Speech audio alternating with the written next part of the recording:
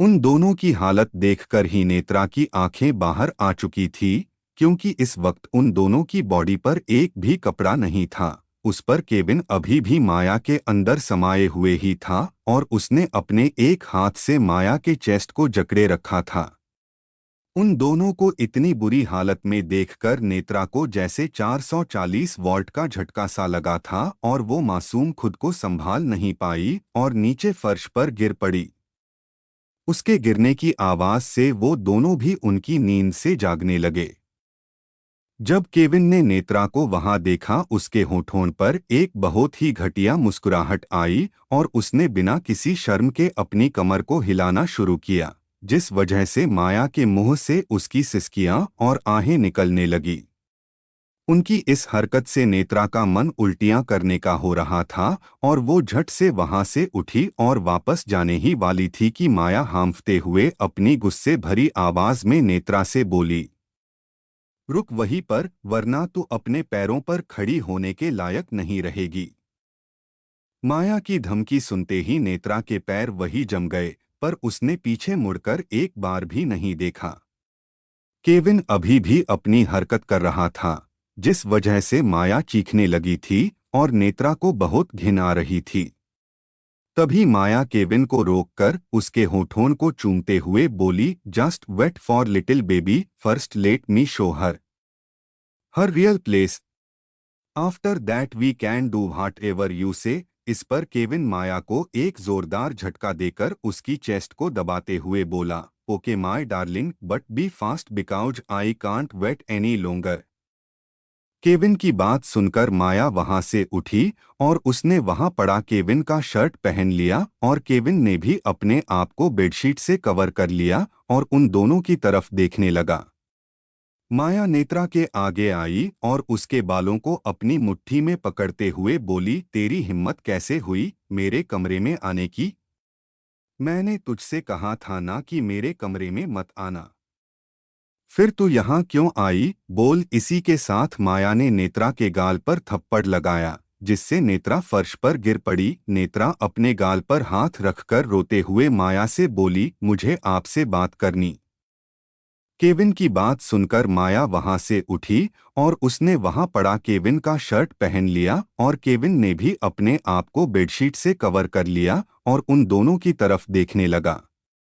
माया नेत्रा के आगे आई और उसके बालों को अपनी मुट्ठी में पकड़ते हुए बोली, तेरी हिम्मत कैसे हुई मेरे कमरे में आने की?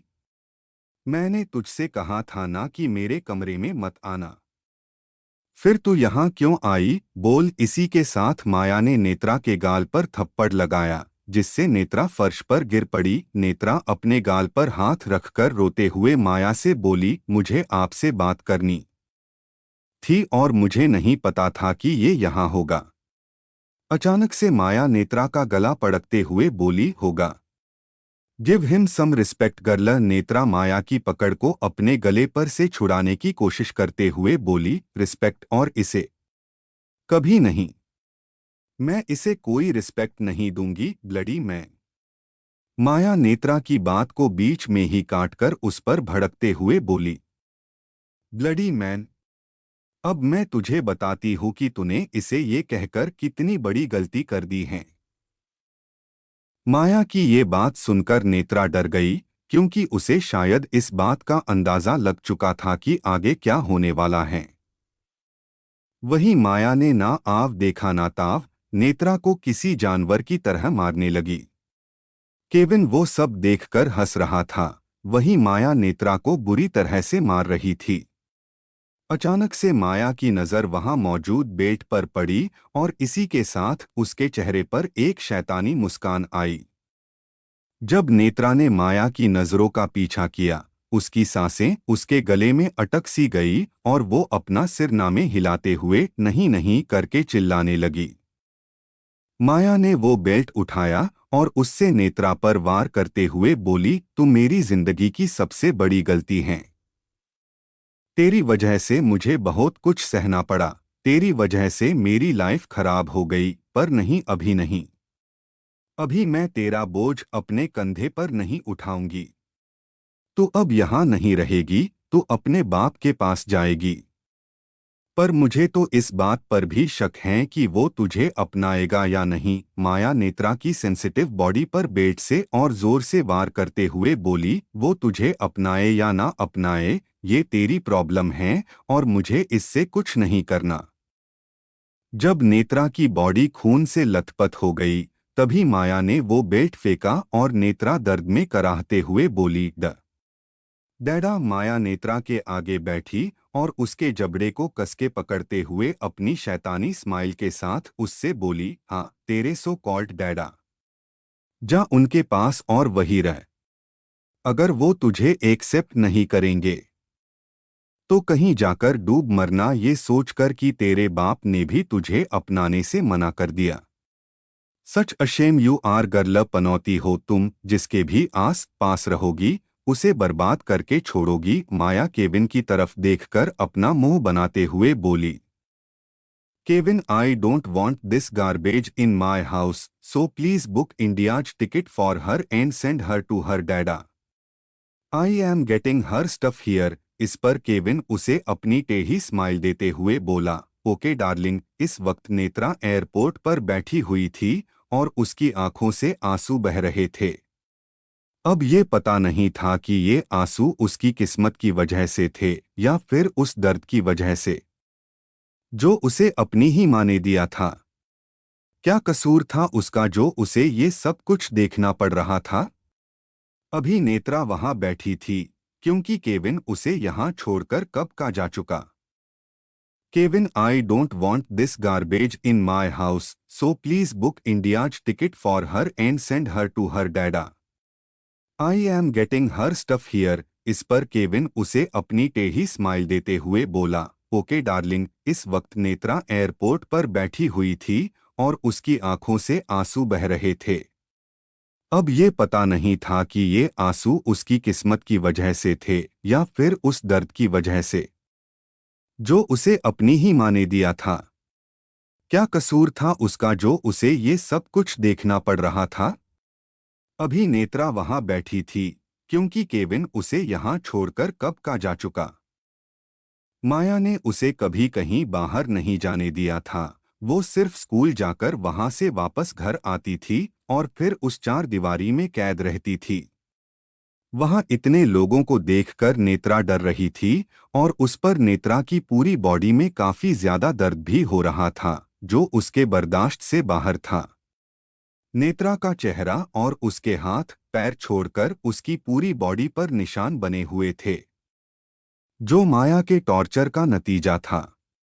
शायद नेत्रा की बॉडी पर ऐसा एक भी हिस्सा नहीं था जहां चोट के निशान ना हो। उस औरत ने तो उस बच्ची के लोअर पार्ट को भी नहीं बख्शा था, वहां भी निशान बने हुए थे। अगर कोई और नेत्रा को ऐसे देखता तो सोच में पड़ जाता कि इतना दर्द सहने के बाद भी वो अब तक जिंदा कैसे थी। थोड़ी ही देर में इंडिया के फ्लाइट की अनाउंसमेंट हुई और नेत्रा अपनी छोटी सी बैग उठाते हुए बहुत धीरे धीरे अपने दर्द को अपने सीने में दबाए गेट की तरफ बढ़ने लगी।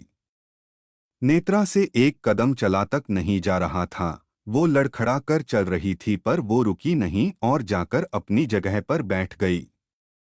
नेत्रा को विंडो सीट मिली थी और उसके पास वाली सीट खाली थी।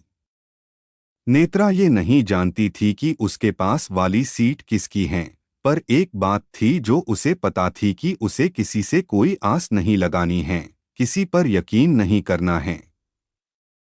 जब उसकी सगी माँ ही अपनी नहीं हुई तो कोई पराया क्या ही उसका अपना होगा। नेत्रा उस विंडो से बाहर देखते हुए बोली, मैं नहीं जानती कि मुझे आप किस जन्म की सजा दे रहे हैं।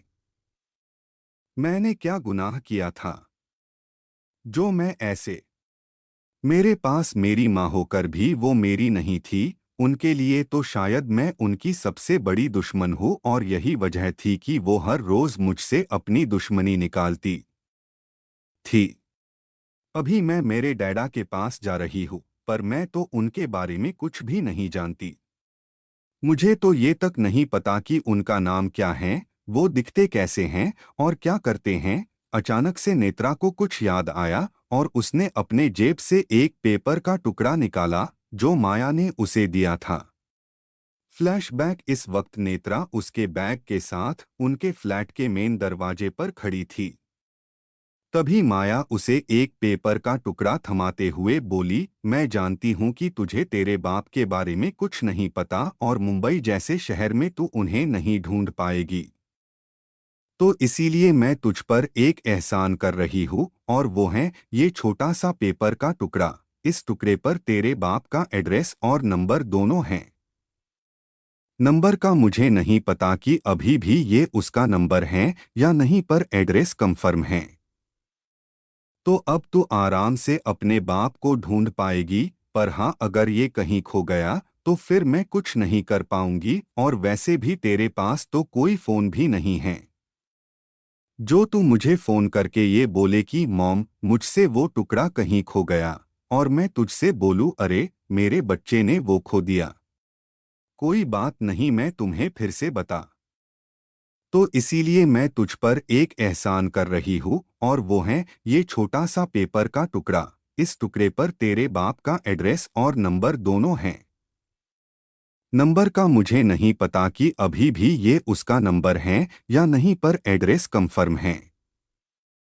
तो अब तू आराम से अपने बाप को ढूंढ पाएगी। पर हाँ, अगर ये कहीं खो गया तो फिर मैं कुछ नहीं कर पाऊंगी, और वैसे भी तेरे पास तो कोई फोन भी नहीं है जो तू मुझे फोन करके ये बोले कि मॉम मुझसे वो टुकड़ा कहीं खो गया, और मैं तुझसे बोलूं अरे मेरे बच्चे ने वो खो दिया। कोई बात नहीं, मैं तुम्हें फिर से बता देती हूँ। माया की बात सुनकर अचानक से नेत्रा के होठों पर बहुत छोटी सी मुस्कान आई, जिसे देखते हुए माया ने अपने गुस्से में नेत्रा से पूछा, मैंने क्या कोई जोक किया जो तू मुस्कुरा रही हैं?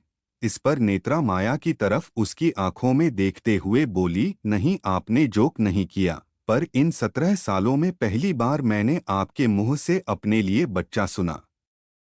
नेत्रा की बात सुनकर माया अपनी आंखों को गोल घुमाते हुए केविन से बोली, Kevin take her from here. Flashback and Netra ने वो पेपर का टुकड़ा निकाला और वहां जो देती हूँ। माया की बात सुनकर अचानक से नेत्रा के होठों पर बहुत छोटी सी मुस्कान आई, जिसे देखते हुए माया ने अपने गुस्से में नेत्रा से पूछा, मैंने क्या कोई जोक किया जो तू मुस्कुरा रही हैं? इस पर नेत्रा माया की तरफ उसकी आंखों में देखते हुए बोली, नहीं आपने जोक नहीं किया, पर इन 17 सालों में पहली बार मैंने आपके मुंह से अपने लिए बच्चा सुना। नेत्रा की बात सुनकर माया अपनी आंखों को गोल घुमाते हुए केविन से बोली, Kevin take her from here. Flashback and Netra ने वो पेपर का टुकड़ा निकाला और वहां जो एड्रेस और फोन नंबर लिखा था उसे देखने लगी। तभी अचानक से उसके दिमाग में कुछ सवाल आए, जिन्हें सोचते हुए वो खुद से ही बोली, मैं वहां जा तो रही हूँ, पर क्या मेरे डैडा मुझे अपनाएंगे? मुझे मेरी मॉम की तरह खुद से दूर तो नहीं करेंगे ना? क्या उन्हें मेरे बारे में पता होगा कि मैं उनकी बेटी हूँ? अगर हाँ, तो वो अब तक मुझसे क्यों नहीं मिले, और अगर नहीं तो मुझसे मिलने के बाद वो कैसे रिएक्ट करेंगे? मुझे कुछ नहीं पता, पर एक बात मैं जरूर जानती हूँ कि अगर उन्होंने मुझे एक्सेप्ट नहीं किया तो मेरे इंडिया जाने का और जिंदा रहने का कोई फायदा नहीं होगा। नेत्रा ये सब कुछ सोच ही रही थी कि तभी उसे उसके पास किसी के होने ही आहट महसूस हुई। जब नेत्रा ने पलटकर उस सीट की तरफ देखा, उसे वहां एक लड़का आदमी बैठा हुआ दिखा। वो नेत्रा से 10 से 12 साल बड़ा ही था, और उसने डार्क ब्लू कलर का 3 पीस सूट पहन रखा था। उसके एक कान में उसका ब्लूटूथ लगा हुआ था और वो इस वक्त फोन पर बात कर रहा था। उसकी आवाज काफी सर्द थी, जिसे सुनकर ही नेत्रा को डर लगने लगा था। नेत्रा ने भी उस पर ज्यादा ध्यान नहीं दिया और फिर से उस विंडो से बाहर देखने लगी। अगले कुछ ही मिनटों में वहां फ्लाइट के टेक ऑफ होने की अनाउंसमेंट हुई, जिसे सुनते ही नेत्रा के हाथ पैर कांपने लगे। नेत्रा फर्स्ट टाइम प्लेन में बैठी थी, और वो भी अकेले। उसे बहुत डर लग रहा था और काफी पसीना भी छूट रहा था।